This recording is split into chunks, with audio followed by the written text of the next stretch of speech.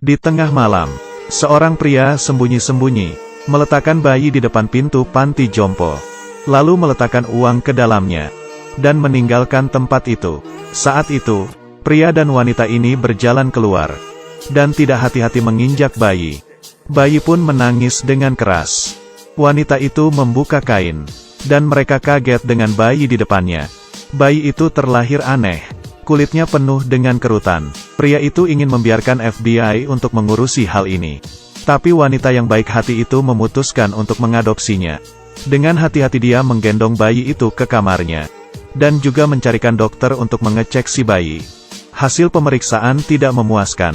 Semua organ tubuhnya lemah. Anggota badannya juga sudah mengeras. Menyuruh Xiao Mei untuk menyiapkan hati. Xiao Mei menggendong bayi itu ke hadapan orang tua dan berkata, "Selamat datang anggota baru kita." Lalu memberinya nama Da Zuang. Di sini, semua orang mendekatinya untuk melihat bayi. Tapi kaget dengan wujud bayi itu. Bahkan juga bercanda, "Ya Tuhan, dia seperti suamiku dulu." Seperti inilah Da Zuang hidup. Da Zuang yang baru berumur 7 tahun. Tapi penampilannya sudah seperti orang tua. Tapi di dalam dirinya masihlah anak kecil.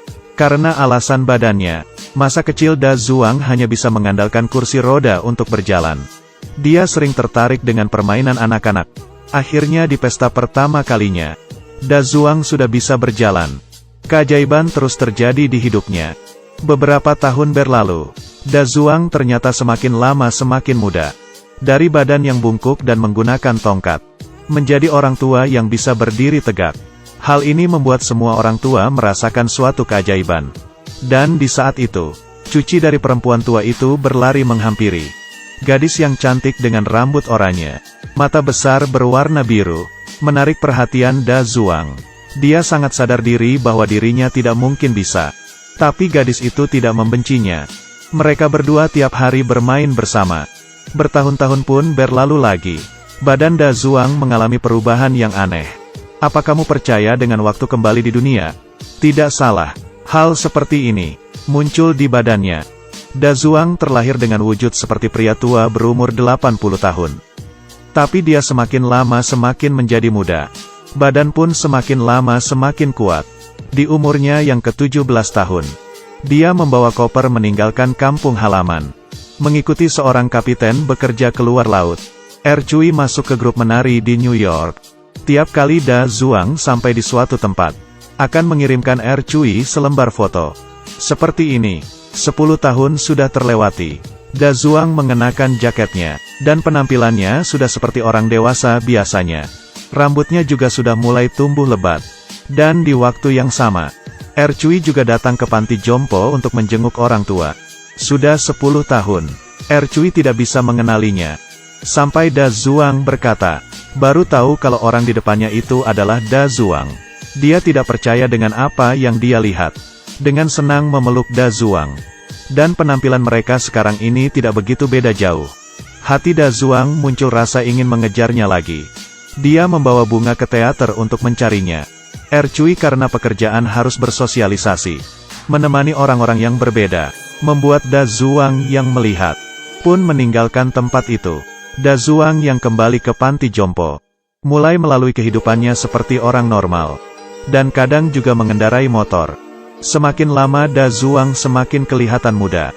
Suatu hari, Da Zuang menerima secarik surat dari petugas pos. Lalu sampai di New York. Tidak perlu ditebak, ini pasti karena Cui. Ternyata kejadiannya seperti ini. Cui di saat pertama kalinya keluar, tidak hati-hati ditabrak oleh mobil. Lalu kakinya patah, dan selanjutnya dia tidak bisa menari lagi. Terbaring di rumah sakit sendirian. Pacarnya juga entah hilang kemana. Da Zuang yang sampai di rumah sakit membangunkannya. Cui dengan pandangan yang kabur melihat Da Zuang. Laki-laki di depannya semakin lama semakin familiar. Da Zuang menjadi seorang pria yang tampan. Tapi muka Cui penuh dengan luka. Cui tidak ingin sisinya yang lemah dilihat. Lalu ia mengusir Da Zuang. Da Zuang memutuskan untuk tinggal sementara di sana. Diam-diam menjaga Cui. Beberapa tahun kemudian, suatu hari di saat Da Zuang pulang ke rumah, Cui muncul di belakangnya. 20 tahun.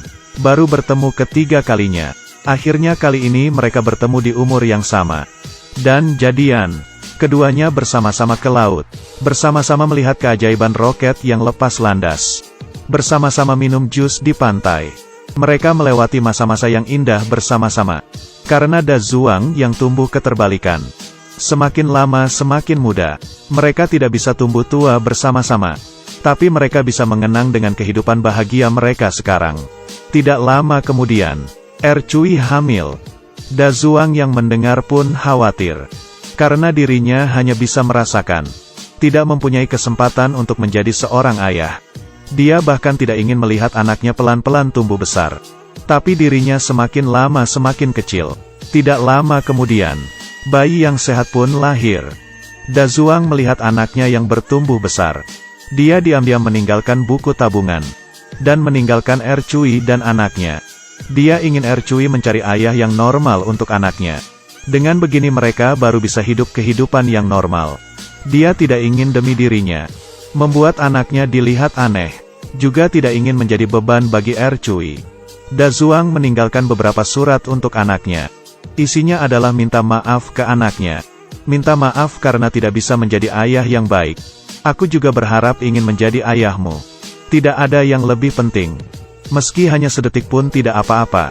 Da Zhuang pergi ke India untuk melanjutkan hidupnya. 10 tahun pun berlalu. Da Zhuang muncul di kelas nari Ercui. Dan hari ini Da Zhuang sudah menjadi anak remaja.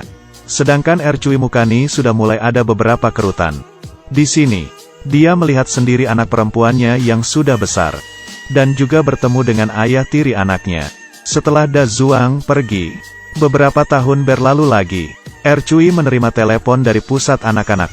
Dia buru-buru ke sana. Da Zhuang yang kelihatan umur 10 tahun. Menderita penyakit Alzheimer. Dia lupa dengan semua kejadian dan orang. Ercui melepas semua pekerjaan yang di tangannya. Dan tiap hari mulai merawat Da Zhuang. Waktu berlalu.